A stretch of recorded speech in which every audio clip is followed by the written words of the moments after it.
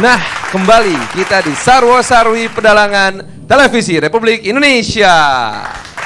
Baiklah, pemirsa di seluruh Indonesia, kita telah menyimak tadi kisah wayang Gelar Sang Raja yang disampaikan langsung oleh Ki Dalang Roma Tadiwijoyo. Ki Dalang, apa sebetulnya intisari yang bisa kita ambil dari situ? Jadi Bathara Guru tadi kan sebetulnya kan gelar honoris causa untuk lelanang jagat toh jali itu sebetulnya yang berhak menerima itu si Arjuna. Ya. Tapi last minute dengan kekuasaannya si Bathara Guru itu intervensi memberikan kepada anaknya sendiri Gedang Durga kan gitu. Ya. Siti Wasrani. Iya. Yang nggak terima bukan si Arjuna legowo, dia udah banyak gelar, dia ada MBA ada, MM ada. Iya. Nah, jadi yang terus gelar sebagai suami dari sekian ratus orang perempuan banyak kan gitu. Akhirnya yang nggak terima itu justru pamongnya Pandawa si Semar. Karena yang dikhawatirkan Semar begini, kalau setiap membuat keputusan para dewa tanpa dikomunikasikan dulu, baik kepada yang menjalankan keputusan itu sendiri, nanti akan jadi apa dunia ya? Itu kan gitu. Iya. Nah, saya pikir di Kisruh di UI kan mirip-mirip juga ini. Walaupun bukan si Bathara Guru dengan si Pak Rektor sama bukan, atau Arjuna bukan tentunya kan. Cuma kan cara itu hanya miskomunikasi. Sebetulnya sah-sah saja memberikan gelar kepada siapapun. Tapi sebetulnya kalau kita bukannya kita ingin mencampuri urusan Civitas Akademika Universitas Indonesia barangkali ya. Mungkin Bang Ade Armando bisa sedikit berkisah pada kita gini. Apa sebetulnya yang terjadi? Apa latar belakangnya sampai menjadi sesuatu banget gitu? Sesuatu banget.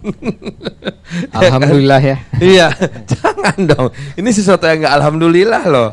Yang bilang alhamdulillah Raja Arab aja, begitu dikasih alhamdulillah sesuatu kata Raja Arab sambil pakai kaftan terus. Iya, jadi alhamdulillah ya. Jadi begini, alhamdulillahnya karena sebetulnya apa yang terjadi dalam kasus Raja Arab ini membuka persoalan besar dalam pengelolaan UI. Yang sudah lama terpendam. Sudah lama terpendam. Okay. Yang tadi dikatakan oleh Ki Dalang sebagai komunikasi, yang pada intinya adalah ketiadaan transparansi dan ketiadaan akuntabilitas. Jadi itu kan kalau dalam bahasa modernnya itulah prinsip yang disebut good governance. Ya. Pengelolaan pemerintahan yang baik itu syaratnya katanya ada minimal 3 kan? Ya. Transparan, akuntabel, dan partisipatif. Oke. Stakeholders kan? Nah ternyata memang selama 4 tahun terakhir ini Pak Rektor itu tidak memimpin dengan memenuhi syarat-syarat itu. Akibatnya karena tidak pernah jelas, tadi tidak pernah transparan kan? Kenapa ini diambil, kenapa ini diberikan, kenapa itu pilihan-pilihan dia. Tidak accountable, tidak pernah bertanggung jawab terhadap stakeholders, tidak pernah mengajak orang untuk bersama-sama mengambil keputusan. Nah, ujung-ujungnya terjadilah kasus yang bagi komunitas di UI memalukan. Bagaimana mungkin dengan segenap hormat kepada raja tentu saja, karena sebetulnya dia nggak bersalah. Raja Saudi ini kan cuma memperoleh gelarnya kan, masa dia disalah-salahkan kan?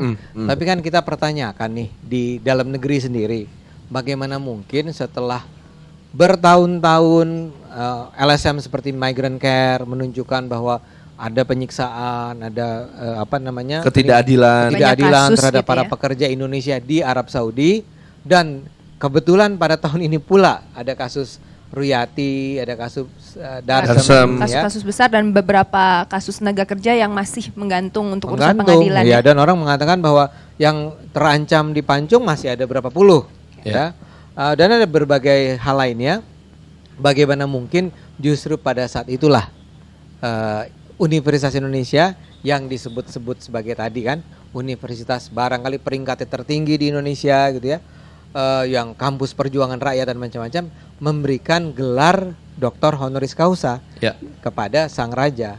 Nah, keputusan itulah yang kemudian dipertanyakan dan terbukti sekarang ternyata memang sang rektor mengambil keputusan itu tanpa mengajak orang bicara. Ada teman-teman sekelilingnya ya, ada. Kalau dibilang nggak ngajak ngomong, ada yang diajak ngomong, tapi teman-teman terdekat. Tapi sebenarnya prosedurnya saya nggak tahu ya, karena bukan nggak pernah sebagai pengajar juga di kampus. Tapi sebetulnya prosedur ngasih gelar honoris causa ini keputusan rektor wajarnya seperti apa sih? Prosedurnya SOP-nya seperti apa? Jadi gini, kalau pertanyaannya adalah sudah memenuhi prosedur tidak? ada sih yang dilanggar tapi sebetulnya minimal. Misalnya saja yang dilanggar tuh adalah seharusnya tidak boleh yang diberi doktor honoris causa diberikan kepada orang yang tidak lulus S1. Itu sebenarnya ada tuh. Oh iya. Tapi itu kita bilang nggak terlalu penting lah. Ya. Masa raja nggak lulus S1 Gitu ya. kan sekolahnya banyak. Kita nggak tahu kali ya raja sekolahnya berapa gitu kan. Namanya raja. S-nya S berapa? SAUDI mau apa lo gitu ya. Jadi dari keluarga Saudi, Saud ya. soalnya kan. Nah, mau apa lagi ngapain sekolah orang kaya gitu Iya. kan. Nah, ada sih yang dilanggar. Cuma kalau yang di luar itu kalau prosedur tentang dia harusnya mengajak bicara, dia punya tim yang memberi rekomendasi juga ada. Ya. Jadi bukannya sendirian, enggak, ada timnya. Jadi kalau cuman SOP sih nggak dilanggar. Enggak. Tapi tadi prinsip good governance, tata kelola pemerintahan yang baik, itu kan bukan soal bahwa formal legal Ya. jalan, Ya. tapi dipenuhi nggak syarat-syarat keadilan, ya kayak tadi itu. Accountable itu artinya Anda bertanggung jawab terhadap orang yang berada di bawahan Anda. Jadi bukan masalah melanggar aturan normatifnya, Ya. mungkin lebih melanggar ke masalah sense-nya. Sense Punya Ya. sense nggak sih? ini Ada sama etikanya gini, atau ya apa. ini saya kasih contoh. Ya. Boleh nggak UI memberi gelar doktor honoris causa kepada Nazarudin? Secara legal formal boleh. Karena Nazarudin S1 pasti. Ya. Karena Nazarudin S1. Kita berdua S1. Iya. Bisa juga Kepada sebetulnya ya. Farhan, Iya. boleh. Cuman saya akan protes. Ngapain Farhan dikasih? Emang kenapa, Bang? Emang- nah, kan Saya aja, gitu. saya. Iya, Kita iya. ribut kan? Iya. Olga, dikasih. Eh. Cocok nggak? Cocok. Cocok. Saya pakai toga bagus loh. Ini saya mencium bias-bias gender contohnya. Tapi saya mengerti Saya lah. cocok Saya pakai mengerti toga. lah. Ya, itu jadi Iya. argumennya Iya. adalah Iya, kalau iya. boleh-bolehan sih boleh. Ke siapa juga boleh. Mhm. Kalau bolehnya. Kan pertanyaannya tadi, pantas nggak? Kalau Memang saya terbayang kalau saya dalam posisi seorang rektor ketika mungkin katakanlah mengajukan usulan Hai Raja Arab di tahun 2000 katakan gitu ya. Ya. 10 tahun yang lalu. Kami ingin memberikan doktor honoris causa karena kami anggap engkau berjasa kepada Universitas Indonesia dan bangsa Indonesia. iya, Katakanlah begitu ya argumennya. katakanlah. Katakanlah. Tapi ketika kemudian di tahun 2011 si Raja Arab mengatakan, wahai UI, gelarmu aku terima, maka sebetulnya sebagai rektor UI, pimpinan UI, saya akan berpikir, waduh, saya udah ngajuin dari dulu, Dicuekin.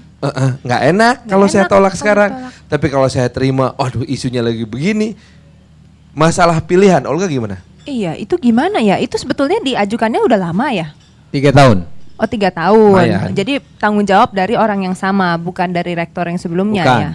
Oh, Bukan bukan lebih warisan. gampang nolaknya kalau Bukan rektor yang warisan. lama. iya, bukan warisan. bukan warisan gitu Nah, ya. lagi-lagi ya kita akhirnya tiba pada sebuah kesimpulan. Bagaimana mungkin pada tahun 2008 itu kekerasan terhadap TKI Juga. sudah berlangsung. Iya. Bagaimana mungkin perguruan tinggi sekualitas UI Tidak tahu, mengetahui. tidak punya data mengenai tindakan-tindakan kekerasan terhadap para pekerja kita Tapi, di sana. Ada isu yang mengatakan ada bantuan yang diberikan oleh Kerajaan Arab Saudi memang kepada institusi pendidikan di Indonesia. Mungkin ini sebagai ungkapan terima kasih? Nah, ini yang saya katakan. UI ini sekarang berada pada era yang paling tidak transparan dan tidak accountable sepanjang sejarahnya. Jadi Oke. kalau Anda Oh tanya, biasanya jelas semua ya? iya, biasanya memang tidak ada pemimpin yang tidak partisipatif seperti ini, tidak mendorong partisipasi orang, tidak berkomunikasi dengan orang-orang di sekitarnya. Jadi misalnya pertanyaan tadi, Olga, pernah nggak dikasih? Kayaknya pernah, jawaban saya. Kayaknya pernah, berapa? Kayaknya sih sekitar 13 miliar. Dan saya selalu harus menambahkan kata kayaknya. Saya Karena tanya, tidak pernah tahu. tidak pernah tahu jelas. pasti ya. Bahkan dalam sebetulnya tata kelola universitas itu ada yang namanya organ yang namanya Majelis Wali Amanat. Ya. Majelis Wali Amanat itu semacam sebuah lembaga terdiri dari perwakilan sivitas akademika yang antara lain kerjanya mengawasi si rektor. Dan rektor sebetulnya bertanggung jawab terhadap dia. Kita tanya sama MWA, tahu nggak kalian tentang pemberian gelar ini? Nggak tahu. Tahu nggak tentang uang yang diberikan kepada masjid? Nggak tahu. Nah, jadi betapa Anda lihat kualitas transparansinya serendah itu. Nah, munculnya kasus Raja Saudi yang Anda jangan lupa tadi dikatakan kan dimulainya dari sebuah media Arab sebetulnya. Arab News. Arab News, ya. Arab News melansir, Arab News tadi bangga kan? Iya. Oh, Raja Saudi memperoleh Dapat gelar. gelar. Ini soal Universitas yang dalangnya nggak baca, prestisius, ya. nggak cuman baca babat Carito Jowo, tapi juga baca ini Arab News. Ada gaul. Oh iya, dah tahu itu. Ya. Nah jadi itu muncul. Yang reaksi pertama lagi-lagi bukan dari UI. Yang pertama-tama datang LSM. LSM-nya namanya Migrant Care. Migrant Care marah, bikin pernyataan. Jadi rame. Barulah direspons oleh orang-orang di dalam UI. Karena orang UI juga nggak tahu. Karena orang UI nggak tahu. Oh. Jadi gini ceritanya. Tadinya mungkin Sami mau Mohon, diam-diam. kita hanya dengar katanya rektor dan dekan dan beberapa rekannya umroh gitu loh, yang beredar tadinya. Oh ternyata memberi gelar. Ternyata ke sana umroh sembari memberi gelar, atau memberi gelar sembari umroh. Saya nggak tahu lah mana yang lebih penting buat mereka. Nah jadi kita nggak pernah tahu bahwa ada pemberian gelar tadinya, cuman umroh. Walaupun Apakah ini artinya akan membawa sebuah standar baru perguruan tinggi Indonesia? Karena bagaimanapun juga kita tahu Universitas Indonesia ini benchmark di Indonesia. Betul. Ya, Kebanggaan benchmark di semua Indonesia. rakyat Sama Indonesia. seperti ITB, UGM. alhamdulillah ya. Alhamdulillah lah. 3 itulah yang kita harus akuin sih ya. ITB, UI, UGM. Lihat ke Olga dong itu nggak enak. Ya.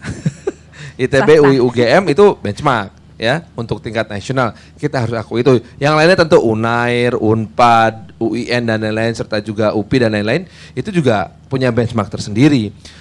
Tinggal jadi pertanyaannya adalah apakah memang hal ini akan merubah banyak hal untuk kualitas dan juga perilaku pimpinan perguruan tinggi di Indonesia? Kita akan bahas segera setelah jeda berikut ini. Jangan kemana-mana, tetap di Sarwo Sarwi Pedalangan Indonesia.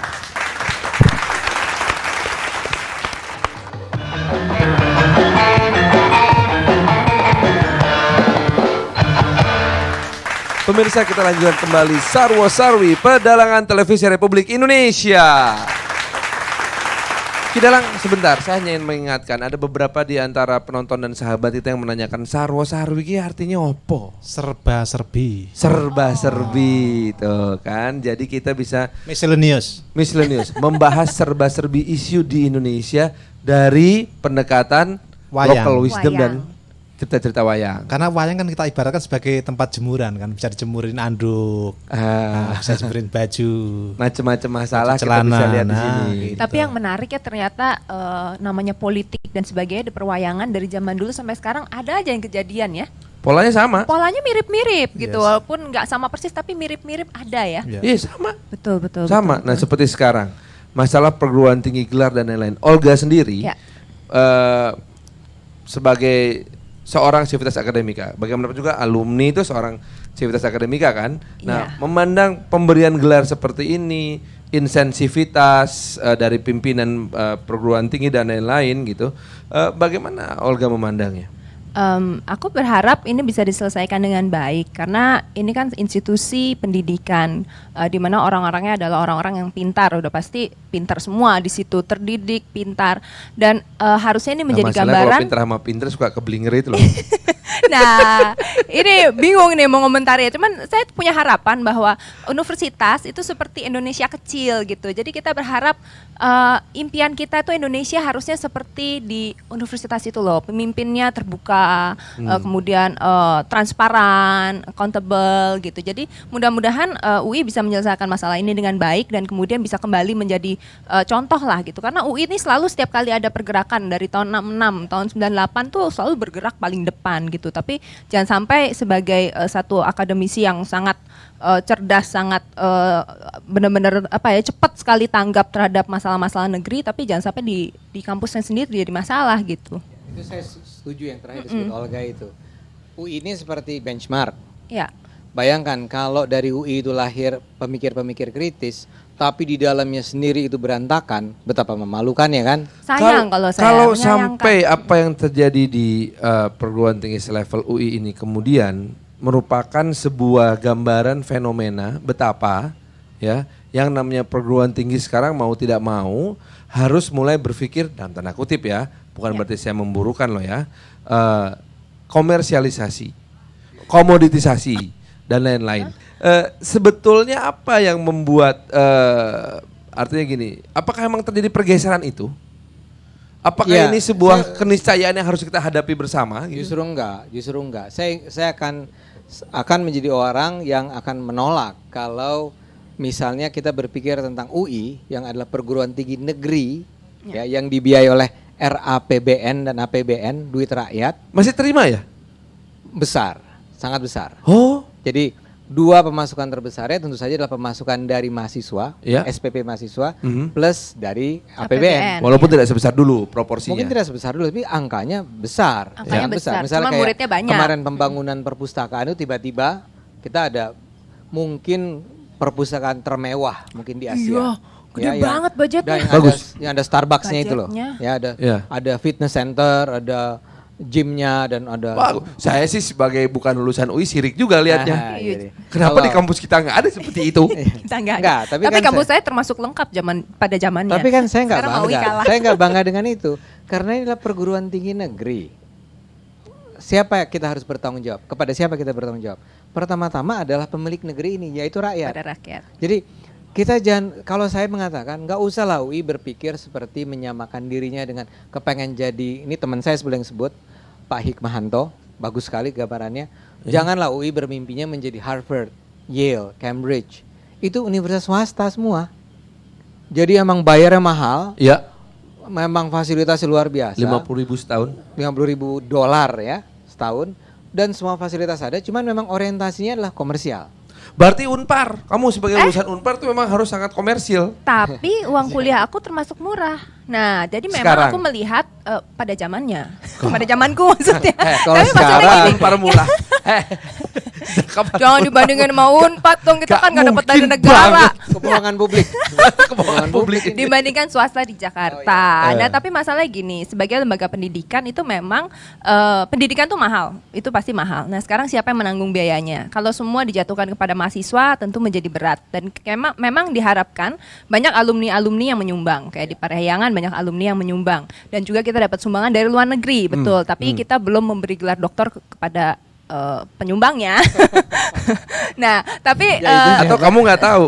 atau mungkin jangan-jangan ya saya mesti cek di arabnews.com atau mungkin di website-website yang lain. Tapi memang perlu memang ada kepedulian dari semua orang alumni, ingat universitasnya masing-masing, ingat sekolahnya masing-masing. Ya kalau misalnya itu harus menyumbang karena pendidikan tuh mahal. Ya, dan ini tentu membawa sebuah pertanyaan juga gitu. Karena ada salah seorang sahabat saya menyindir, Han, kamu dari perguruan tinggi yang singkatannya adalah universitas pasti doktor ya katanya. Soalnya siapapun yang daftar ke tempat kamu itu, Pasti terus lulus. ngambil S3 pasti lulus jadi dokter. Wah, so saya tersinggung dong digituin. Tapi saya mikir-mikir lagi, coba sebutin namanya, sini. Wah iya ya. Nah artinya gini, Iya.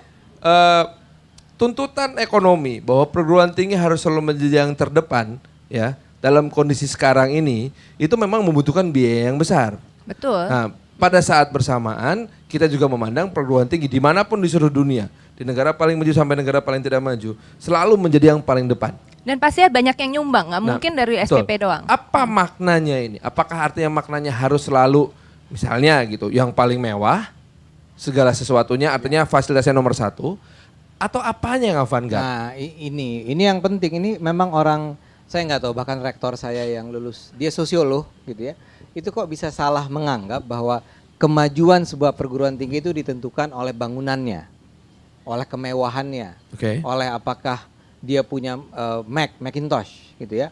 Karena bukan itu. Anda datang ke perguruan tinggi terkemuka di dunia, itu dia merawat bangunan-bangunan kunonya secara baik gitu ya. Dan disitulah orang kemudian bersekolah dengan baik. Anda tidak melihat mall di situ. Ini yang tidak terjadi. Ini menarik. Dulu awalnya kalau Anda datang ke Depok, kampus-kampus awalnya adalah desainnya selalu sangat Indonesia. Ya. Ya. Tapi kalau yang sekarang Anda lihat bangunan-bangunan terakhir di tahun-tahun terakhir, itu semua sangat modern, sangat barat. Jadi misalnya contoh terbaik adalah perpustakaannya yang enggak Apakah ada ini artinya UI anti barat? Enggak kan? Enggak, bukan anti barat, tapi tentu saja kita semua berutang pada barat untuk Iya. banyak hal ya. Tapi yang saya ingin katakan adalah semangat kan, spirit ya. Spirit Anda tuh mau jadi apa? Mau jadi pro rakyat atau pro pemodal besar? Saya percaya bahwa modal besar diperlukan. Ya. Ya, perlu ada kerjasama, kooperasi tidak kita. Tapi artinya uang yang sudah masuk ke sana itu memang harus pertama-tama di atas segala-galanya adalah memikirkan kepentingan masyarakat luas. Olga, kalau begitu saya ingin Ya. bertanya, kalau kamu punya ponakan, Ya. punya adik, mau masuk kuliah, Ya. apa kriteria perguruan tinggi yang akan kamu bilang, masuk sini nak, masuk sini dek? Gitu. Karena itu penting, itu pertanyaan sangat penting. Tergantung jurusannya. Kalau teknik sipil tentu masuk Parahyangan. Biar sama seperti tantenya. Artinya gini, kriterianya adalah, Ya. apa kriteria perguruan tinggi yang baik menurut kamu? Mau Ketika nggak mau, ada seorang ponakan berusia 18 tahun, baru lulus Ya. SMA mengatakan, Tante, aku mesti masuk mana ya? memang harus diakui beberapa universitas di Indonesia ada yang terkenal untuk jurusan-jurusan tertentu. Jadi pastinya kita tergantung dari jurusannya. Kalau psikologi sih UI pasti. Terus kemudian komunikasi juga UI juga cukup baik gitu. Kalau HI Masih Parahyangan jurusan lah. loh, kalau di Unpad itu fakultas terus. Soalnya sekolah saya kecil sekali. Tapi memang yang saya lihat, saya tidak tergiur dengan sekolah yang bayarnya terlalu mahal. Karena saya pikir muridnya pasti sedikit. Jadi kompetisinya sangat rendah. Lebih rendah lah ketimbang sekolah yang dimana orang yang di sekolah saya dulu mampu tidak mampu tuh bisa masuk gitu. Asal dia tentu kalau semakin tidak mampu harus semakin pintar lah dia gitu. Artinya yang kamu tetap beranggapan Ya. bahwa masuk perguruan tinggi yang Yang fasilitasnya susah, bagus fasilitas atau bagus. kualitasnya bagus? Fasilitas bagus dan masuknya susah. Oh, Karena saya beranggapan tidak Kompetitif lah hanya ya. bentuk pendidikan yang diberikan dari guru ke murid, tapi bahwa dari kualitas murid-muridnya itu memang harus terpilih. Kalau murid-muridnya itu memang harus berjuang untuk masuk di situ, pada saat dia belajar, teman-temannya itu udah sama pejuang gitu ya. tingkat kompetisinya juga tinggi. Jadi kita menjadi malu sendirian kan malu sendiri gitu. Tapi saya harus selalu mengingatkan, harus dibedakan memang antara perguruan tinggi swasta dan perguruan tinggi negeri. Ya. Saya nggak mau bilang bahwa perguruan tinggi swasta nggak perlu bertanggung jawab terhadap rakyat. Oh, Tentu tetap saja harus, karena hasilnya Tapi nanti sebetulnya bekerja gini, untuk rakyat. Perguruan tinggi swasta nggak dapat apa-apa kok dari APBN. Harus ada garis tegas. Harus Iya. jelas kalau kami di negeri, uang kami itu dibiayai oleh rakyat, ya. Kemudian kita hanya mau menerima anak-anak kaya masuk ke perguruan tinggi kami, nggak fair dong. Ini perguruan tinggi dibikin memang untuk mencerdaskan bangsa. Tapi beasiswanya katanya banyak. Saya bisa tunjukkan datanya itu dari tahun lalu ke tahun sekarang turun drastis jumlah beasiswa yang dikeluarkan. Kenapa? Karena memang sekarang persentase, saya minta maaf ya, saya bukan anti orang kaya ya. Iya, iya, iya. Ya, saya Tapi persentase orang kaya yang masuk menjadi semakin meningkat dan itu nggak fair. Tidak ada keberpihakan terhadap orang-orang. Redistribusi selalu menjadi isu di berbagai sektor, apalagi sektor pendidikan, Ya. terutama pendidikan tinggi. Tapi mungkin Ki Dalang juga saya pikir harus bisa urun pendapat tentang bagaimana sebetulnya sosok pimpinan perguruan tinggi ini. Yang saya tahu kalau perguruan tinggi itu pimpinannya nggak pernah tunggal, selalu kolektif Harusnya dan kolektif. kolegial. Ya. Itulah gunanya yang namanya Dewan Rektorat, yang namanya Dewan Guru Besar dan Majelis Wali dan lain-lain. Enggak, sebetulnya aku setuju dengan Mas Adi tadi itu. Jadi sebuah perguruan tinggi itu jangan menar-gading lah. Jangan dilihat dari ada Starbucks-nya, sorry, bukan Starbucks, saya anti Starbucks, aku ngopi terus. Tapi library itu bukan dari megahnya, tapi jumlah bukunya, jumlah jurnalnya. Karena dulu di sekolah saya itu termahal. Mohon maaf nih, di George Washington itu adalah kalau di Google termasuk sekolah 20 besar sekolah swasta termahal di Amerika setelah Yale atau apa itu. Itu bukan, memang ada kelebihannya. Saya membayar masuk sana itu kenapa? Karena di situ tuh saya ketemu dari nasional yang berbeda. Maka di situ ada hebatnya adalah international business. Nah, itu ada benchmarknya. Nah, library juga ada. Nah, disitulah akan menimbulkan sebuah kepemimpinan suatu perguruan tinggi itu artinya dengan kebersamaan dan transparansi tadi. Kembali ke kasus UI. Kalau UI itu sebetulnya ada yang lebih simpel, bukan pemberian gelar yang menjadi problem. Karena undang-undang atau MOU terhadap negara kita dengan Arab itu belum diteken. Itu kalau UI sebagai elit edukasi yang menjadi leading untuk mengapproach Government of Saudi Arabia untuk menyetujui MOU itu, karena menurut undang-undang yang disahkan di DPR, kita ini boleh mengirim TKI kepada negara yang sudah teken MOU. Nah itu dengan Arab itu belum ada MOU-nya. Nah itu kalau UI itu ambil lead untuk sign agreement itu terus karena terus mau berteken diberikan gelar Oh, udah selesai, cocok kan Lebih cakep ya. gitu. Setuju. Iya, Jadi iya. Lebih cakep, lebih saya setuju elegan. kayak Jadi gini, masalahnya- saya mau bilang gini, betul. Orang sering lupa, ini lembaga pendidikan. Kalau Anda mau punya kontribusi terhadap bangsa ini, ya hasilkan kajian, bangun kelompok-kelompok studi. Misalnya tadi policy makingnya seperti Iya, apa? iya. Sarankan kepada pemerintah, seharusnya begini, Iya. seharusnya begini, seharusnya begini. Jangan kasih gelar semacam itu yang nggak jelas kenapanya. Olga, do you have anything to say? Ya, kalau saya ngelihat Ki Dalang sih kayaknya lebih elegan kalau misalnya kejadiannya seperti itu gitu. Jadi memang menjadi leader di depan untuk negosiator, membantu pemerintah supaya MOU ditandatangan. Kemudian karena itu kita memberi gelar doktor. Jadinya lebih manis, lebih elegan gitu. Dan saya yakin kontroversinya tidak sebesar ini. Dan nggak harus dokter kok. Saya mau kasih contoh nih ya. Harvard itu dapat bantuan loh dari Raja Saudi. Tapi toh dia nggak perlu kasih gelar dokter. Tapi Dia dia kasih kasih aja kayak misalnya nama untuk hall, Satu ruangan. satu ruangan. Ya kalau dia nyumbang masjid, nama masjidnya. Iya, iya. Tapi bagaimanapun juga memang kesalahan kadang timbul bukan karena melanggar sebuah aturan normatif. Kesalahan kadang timbul karena insensivitasnya. Ada sense and sensibility yang tampaknya tidak terbangun dengan baik. Apakah ini menjadi sebuah kesalahan normatif? Enggak juga. Apakah ini menjadi sebuah kesalahan yang menyakiti perasaan? Bisa jadi. dan tampaknya tadinya sih kita tentu berharap bahwa para elit-elit pendidikan akan memberikan contoh pada kita tentang bagaimana caranya melakukan sensing ini sebagai bagian dari learning proses kita sebagai sebuah bangsa yang ada di garda paling depan. Mudah-mudahan ini bisa menjadi sebuah wacana pencerahan, bukanlah sebuah wacana penghukuman. Terima kasih Bang Ade Armando. Sama-sama. Terima kasih Mbak Terima Olga kasih. Lydia. Sama-sama.